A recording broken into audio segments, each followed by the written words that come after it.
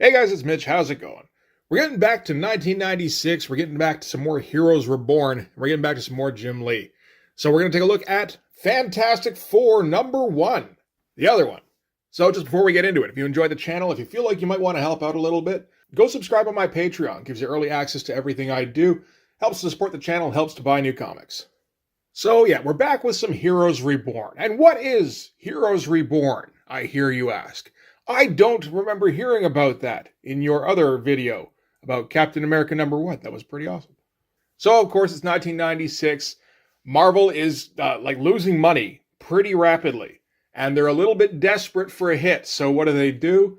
They throw a shit ton of money at Rob Liefeld and Jim Lee to come back and revamp some of the titles that are kind of flagging. The kind of books that should always be selling, but for some reason always kind of underperform a little bit. So we're talking Rob Liefeld on Avengers, Rob Liefeld on Captain America, Whilce Portacio on Iron Man, and Jim Lee on Fantastic Four. I won't lie, when I started this, I was going to be a Captain America #2 revisit. And then I took a read through it, and there's like nothing to talk about. It's an absolute waste of time. We'd take like a minute and a half on the cover, but that's like all that book's got to offer. So then I took a look at Captain America #3. Same fucking deal. So yeah, I think I have to admit I wasted my money on those. Oh well, chalk it up to experience.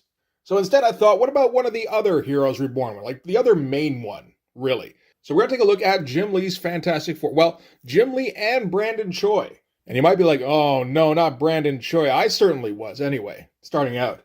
But this one turned out to be surprisingly okay. I think a lot of it actually comes down to Jim Lee. Again, surprisingly. So why don't we just get started, because this is a double issue and I don't want to go spending like 45 minutes on this fucking thing. So starting with the cover here, and we've got a pretty good shot of the four of them. Well, kind of. You know what? Actually, it's really just kind of a good shot of the Thing. Nobody else here looks any kind of good, really. This pose on Sue, wow, kind of sucks, really, looking at it. There's so much foreshortening going on in her arms, she's starting to look like a child. And it doesn't help that you put her beside, the Thing, who's gigantic, at least in the Jim Lee version. Johnny, boring, flying pose, and Reed, who's like 5 feet wide. And they're all looking off to the side, which, I mean, a lot of covers do that, but like, wouldn't it be better if they were looking like right at us? I think that would be more interesting. And then you look closely at the title here, and oh wait, there's Dr. Doom behind there. And I can't imagine it's like Jim Lee forgot how to do a cover, so he knew that was going to happen.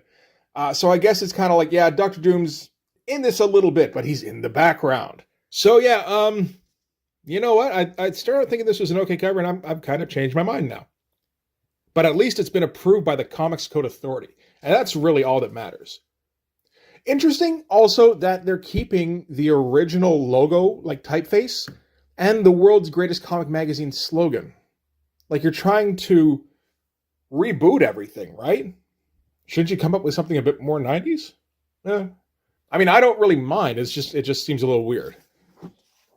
It's like I was looking in the Captain America thing earlier today, and they've got like, I don't know, they got the Captain America logo, and it's like the light blue with the red and the white.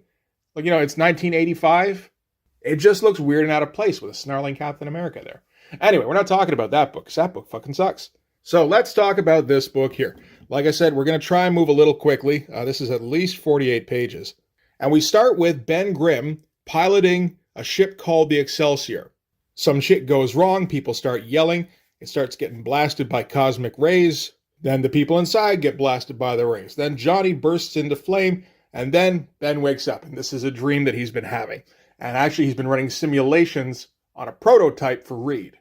And so just on the first page here, there's some pretty good stuff. I like the look of this ship. This is a pretty detailed close-up. Like, this is okay stuff. It's not like extreme high-end Jim Lee, but he's also not taking it easy on this either.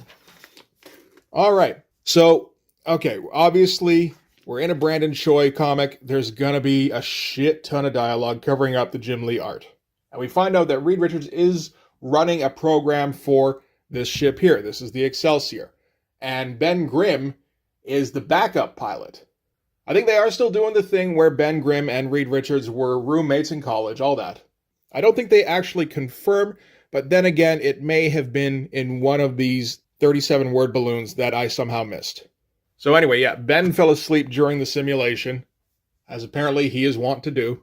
And we get the whole history of this project, essentially, which isn't necessary, but if you like that kind of thing, it's there. And really, it's just these 2 pages, and it's not that hard to get through. It's okay. And I like this shot here of the ship with the bird's eye view. Jim Lee, when he's trying, he draws some nice looking tech. The stuff here, nothing looks special, but it's okay. It's competent. So Ben gets a phone call, and it turns out it's from Ms. Storm. And she's actually the money behind this project. So Ben seems to be friends with her too, beyond just, kind of being her employee. And she tells Ben that she's going to be coming out to the test site soon because her and Johnny need to be present to input the final launch codes for the launch.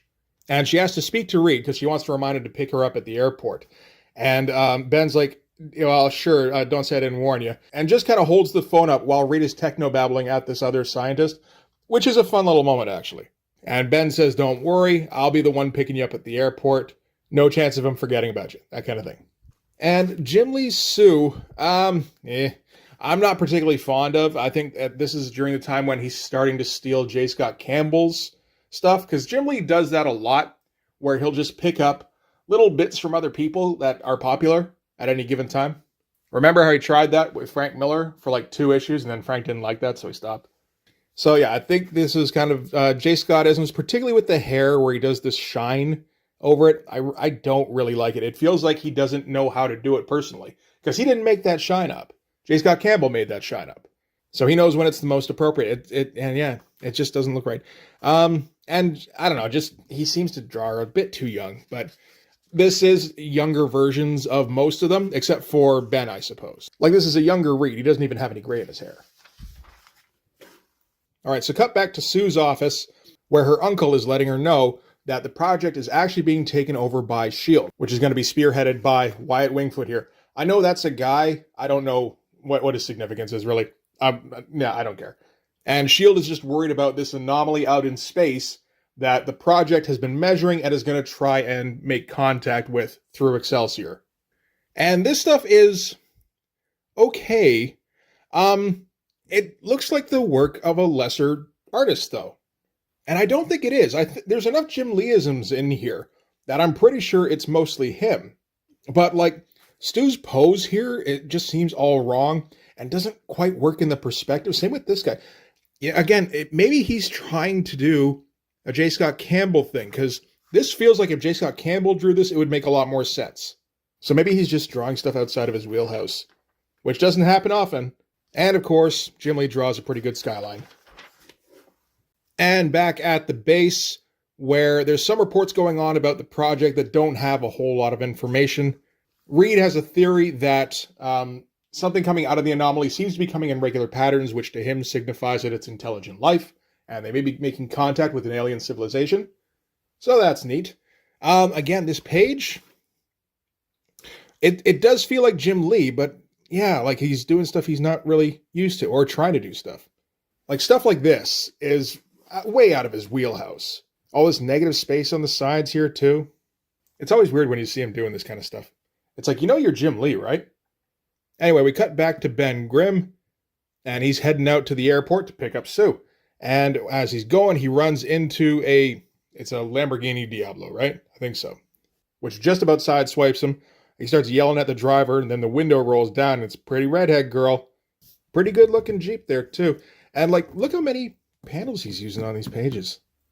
Like, there's 7 on this one. Yeah, this is totally him trying to do stuff that he's not used to. And it turns out she's just in the passenger seat. It's actually Johnny Storm driving the Diablo. And Johnny's deal is that he runs a casino, apparently. So that's probably where part of the money comes from, although I don't imagine he started it. So Ben yells at him, he takes off in the Diablo, and then does a quick turnaround, and he's going to play chicken with Ben. Which seems like a terrible idea for a Diablo versus a Jeep. But, Ben's game. So, they head towards each other. And the redhead's like, stop the car, you're both crazy. And at the last second, I guess she touches the wheel or comes close to, so he jerks it out of her hands, and which ends up veering him out of the way of the Jeep, which surprises Ben. And Johnny is infuriated at the end of it. And yeah, you see that hair thing that he's doing here. It's weird. I don't like it. But that's a pretty good panel there for a close-up. But yeah, it's weird seeing Jim do this stuff. How many panels are on this page? 8. And like big wide-ass fucking panels and everything. Yeah. It's very strange. And Sue arrives in her fancy-ass jet. Ben goes and picks her up. That hair looks weird. It is 1996, but it still looks weird. What is that, the Lisa Kudrow? Just kind of a fair amount of shooting the shit back and forth, small talk. Although Wyatt Wingfoot and the CIA spooks came with her. And again, it's weird what he's trying to do here, because we get the big shot of Sue hugging Ben, and then everything else gets crammed into the sides here. It works, but it feels like barely. So at the base, Reed gets told that he's no longer in charge of this project, and he's a little unhappy about that. Johnny's also finding out around this time. He's like, this bullshit. And like, look at this weird stuff he's doing with the sky here. Scott Williams is inking this. Some of this looks like Jim Lee inking himself, but no, it's definitely Scott Williams. And Jim is putting in the work on these backgrounds. Like, there's some pretty detailed stuff in here. Not all of it. I mean, no background, whatever. That's you don't need it on ones where word balloons are going to take up most of the stuff. And, trying for dynamic panel configurations here. That's a border, that's a border. And Wyatt Wingfoot, Ben, and Sue show up. So Wyatt's there to take control for S.H.I.E.L.D. And the deal is that S.H.I.E.L.D. has declared the stellar anomaly a threat to this nation, and he's here to deal with it accordingly.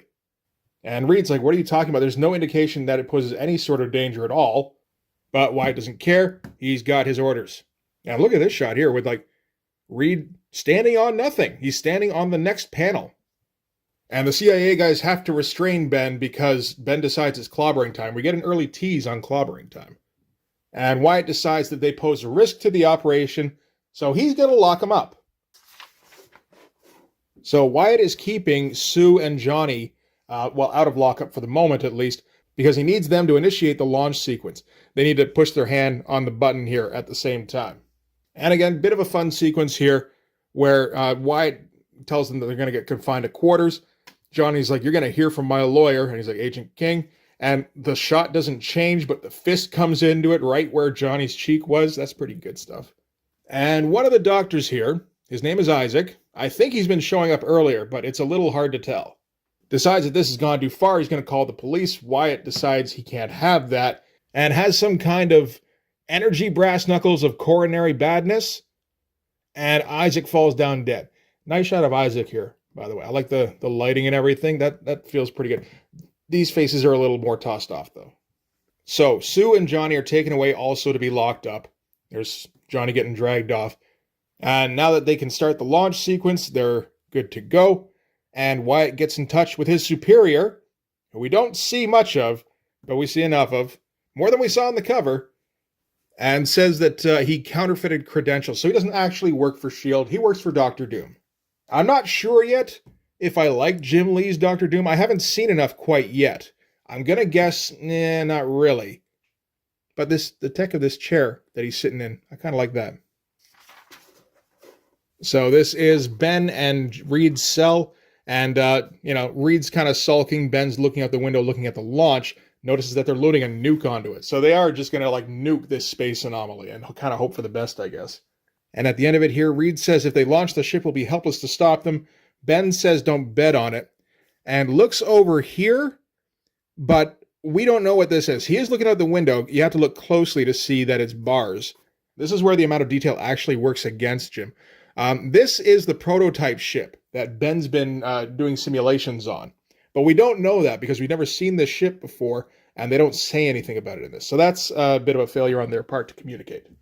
All right, so Johnny and Sue are being escorted to their cells, and on the way, Johnny uses his remote car keys to set off his Diablo here, and set off the lights and the honking and all of that, which gives him just enough of a distraction that he can assault the guard here, and then Sue goes to work on the other one.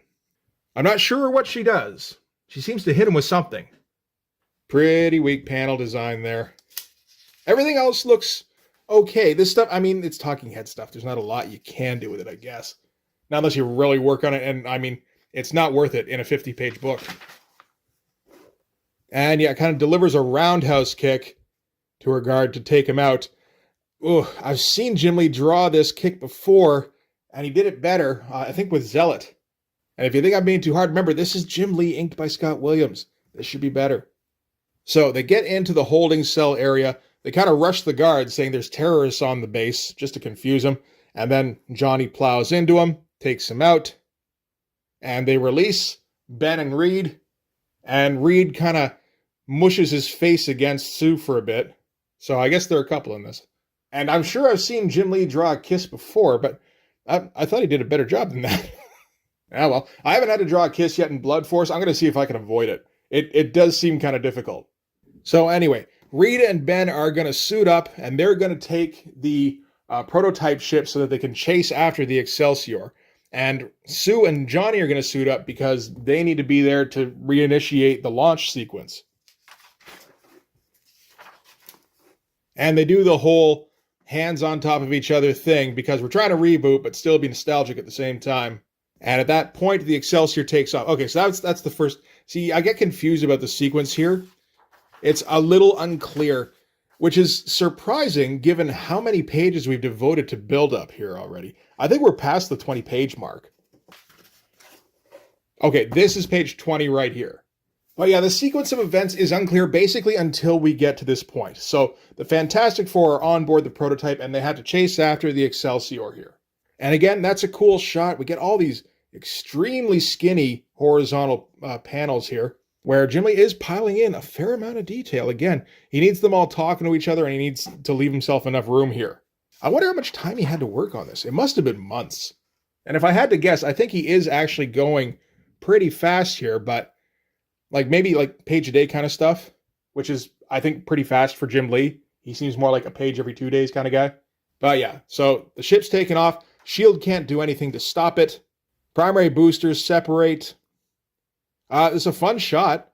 You get your Neil Adams diagonal panels with the Fantastic Four looking straight up because that's where they are on the rocket. That's good shit.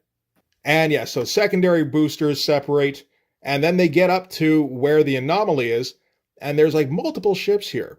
And I assume, like probably this one is the Excelsior because they seem to be coming from roughly the same direction, which says to me that these are ships from other countries, which I kind of liked, actually.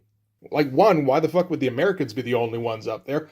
Two, it gives you an opportunity to give other people cosmic rays. Although they will only be kind of treading over old ground a lot of the time in this. So I don't think they go making up any new shit, really. But, you know, that opportunity's there. And we get our CG anomaly here.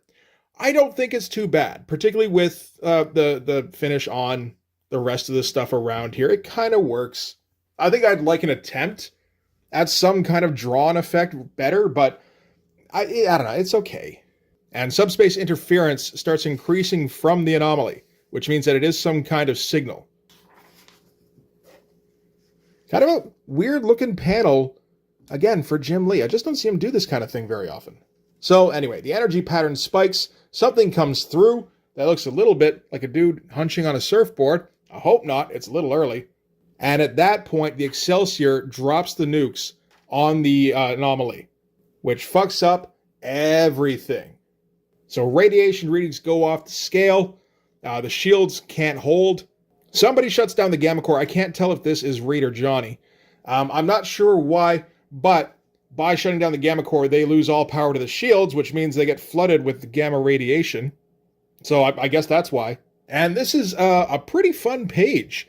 Like these panels are pretty crazy, and I kind of like the stuff that's going on in them here. I like the colors, the color difference too. I think Joe Chiodo's doing most of the work on this. I don't usually see him do a lot of green, but it works here. And this looks like, I don't know if you ever checked out a Jim Lee live stream, but like this looks like the stuff he draws, and then he goes over with like white media where he's just kind of scribbling over. Kind of works. It's certainly all right. So yeah, radiation floods through. They're all getting fucked up. Ben's trying to hold the ship so that the others can get to the escape pods. And the shot of the ship descending into the atmosphere in 3 separate panels. Very interesting, very different. And I like it, actually. It's kind of neat. And Jim Lee doing some new stuff that works. And they touch down in the Caribbean Sea. These are the escape pods jettisoning here. And I think Ben was still on board when it crashed there. So we start off with Johnny's pod, and just in the middle of like a raging inferno here, which looks pretty great. Until you see him as the Human Torch, and I don't like his version. We are coming off the Walt Simonson version, so it is a little bit of an unfair comparison, but it doesn't hold up to me. But man, that Walt Simonson torch is great. Anyway, he's freaking out because he's on fire and flying all over the place. I like the pattern here. And notices some water and dives right into it. And then while he's underwater goes, wait a second, was I just fucking flying? So he climbs out of the water and finds these weird rubbery ropes that kind of feel like skin. And I think he starts pulling them up, which seems a little counterintuitive to me. I'm not a big fan of this panel here. It's always, I don't know, it's always weird when Jim Lee's trying to do stuff and he doesn't quite pull it off. He's been hoarding tactics for like 10 years at this point. And of course, it's Reed. So he hauls him up out of the ocean here. And yeah, he's just like all spindly and shit. I kind of like that. And he is able to retract his limbs. And looks like once he gets his lab coat off, Reed's a little bit buff. That's what happens when you get Jim Lee drawing you. So now they're back up and running. So Reed goes and finds the black box from the prototype. And he's able to take out the little memory chip here so he can analyze all the data. So that'll be used in future, I'm sure. And then Johnny and Reed notice the smoke plumes coming up from different parts of the island. So they figured that's where the others landed. So they got to go investigate that shit. So we're going to cut to Ben, who seems to be all right. He does seem to be coming out of the cockpit here. So I guess he did survive it. And his one arm is like already turning into rock. And it's freaking him the fuck out. Yeah, you see these like more cartoony faces and everything. So we got to go to Sue after that. And again, strange to see Jim Lee not know how to draw a woman standing. Like, that is a very stiff pose. And, like, I would cut him some slack, but do we recall Rogue in the Savage Land? Like, to go from that to this tells me Jim is just off his game a little bit now. Because he's trying too hard to be J. Scott Campbell. I love all this Tekken stuff in here. Oh, and this was Sue finding the ship, so she came from her pod. And this is the quantum drive. And apparently it's cracked, so they had to figure out something to do before it goes critical, or the entire island could explode. And then we get an interesting shot here with her crawling through the caves, and she stumbles across Ben, who looks very much like just a rock in the water at first, and then he rises up. And we get a full-on 2-page splash of the Thing, which is a good version. I like this version of the Thing. Come on, man. Okay, we're riffing on J. Scott Campbell, so we just gotta go pure ass every once in a while, don't we? But yeah, great looking Thing. Decent looking ass. And then they get jumped by something behind him. And we just get sound effects. So while they get, captured, undoubtedly. Yeah, this feels like kind of an Art Adams thing. And I'm actually kind of notice a little bit of Art Adams' influence going forward. So Johnny and Reed are close. And they go running out looking for Sue and fall down this hole that takes them underground. And there's all sorts of, I'm not sure what they're called, the Mole Man's minions. Moloids? That sounds like it might be right. Watch it be like, no, man, not even close. That's offensive. But they capture Reed and Johnny, and they're going to take them into the central chamber here, where Ben and Sue are tied to like this pillar for kind of a typical Jim Lee monster to eat. And Ben's kind of just lost in his own head because, like, man, did he ever get fucked up by that crash. Meanwhile, Sue has to look right at the monster and freak out and try to snap him out of it. So the monster zooms in close. Sue goes invisible for the first time. And then Ben looks around and can't see her, so figures the monster ate her. And that enrages him and he breaks free from his chains here. And just like haymakers him. That's a pretty good shot. Nice twist to the figure. I learned that you're supposed to twist the figure from watching Jim Lee videos. So that's not surprising, but it does look nice. And the follow-up swing. Nope, that's pretty good. Not as dynamic, but kind of tough to follow that, I guess. And that's when Sue reappears. And then Johnny and Reed swoop in. Kind of a pretty good panel, actually. With the big swoop for Reed here. That's all right. Johnny kind of crossing the path. So they just kind of swoop over each other. And nobody's too surprised at everybody else being fucked up. Which I'm okay with. Because as soon as you get fucked up and you see somebody else is fucked up, you probably go, oh, we're probably all fucked up.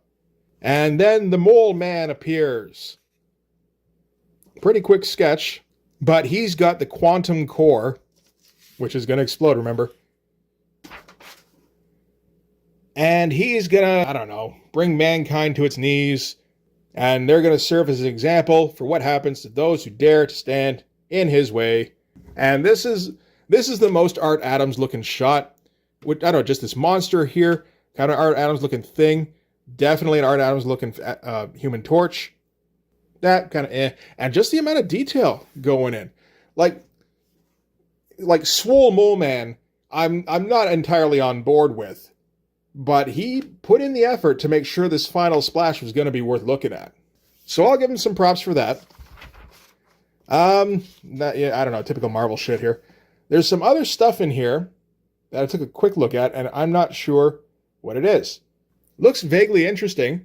I don't remember ever hearing about it, so maybe it wasn't. This appears to be like a Silver Age version of Iron Man, drawn by somebody named Guy Davis, who I'm not familiar with, but it looks very good. Okay, it looks like he's done a lot of stuff with Mike Mignola. And then he does a lot of like creature design, character design stuff. And I mean, like, I can see it. That's pretty fucking good. We got some Jean-Paul Leon, and I think this is his version of Doom. Interesting version, kind of steampunky. And some other dude, John Snyder III. I guess that's a Nick Fury. Yep, looks like it. Yeah, not too bad. Kind of Steranko-ish a little bit. All right. So that's it for Fantastic Four #1. I don't know. It's kind of a mixed bag. It's definitely not bad.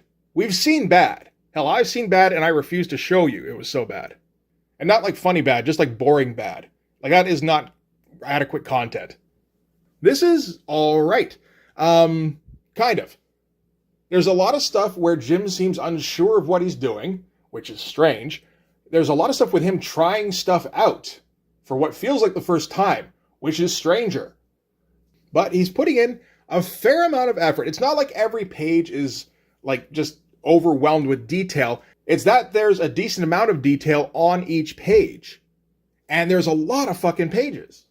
Like if I had to guess, assuming that he didn't get understudy help on this, which I don't really think he did. I would have to guess he had at least a 3-month buildup.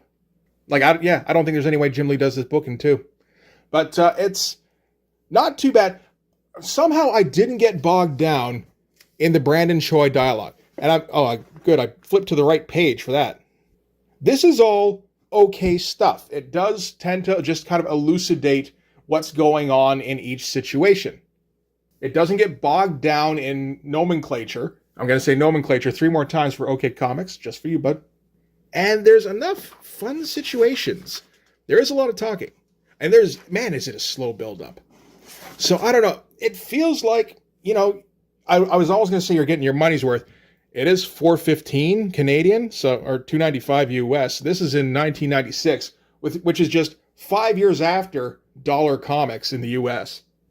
And I don't blame the companies for that. From what I understand, that's down on the distributors, but it's still like that, man, that's a huge jump. But yeah, I'll take another look at the next issue of this the next time we come around. Because if it feels like it's worth looking at, I think we might do that. I don't know. It definitely feels like it bears more investigation. Much more so than any more Captain America issues, unfortunately. And I don't think I want to look at those Iron Man books. Unless we started like number 2 or 3, where he's already fighting the Hulk. Because from what I understand, that first issue is fucking torture to get through. But that's going to do it for this one. So thanks very much for watching. If you like this video, please hit like, hit subscribe, hit the notifications so you know when the next one's coming out. Go over and subscribe on my Patreon. Gives you early access to everything I do, from the Blood Force stuff to the YouTube videos before they get uploaded to YouTube, as well as some Patreon exclusive content. You can also follow me on Instagram and DM me there for commissions, and you can join the Blood Force Discord server. But yeah, that's going to do it. Thanks again for watching. I'll see you guys in the next one. Nomenclature.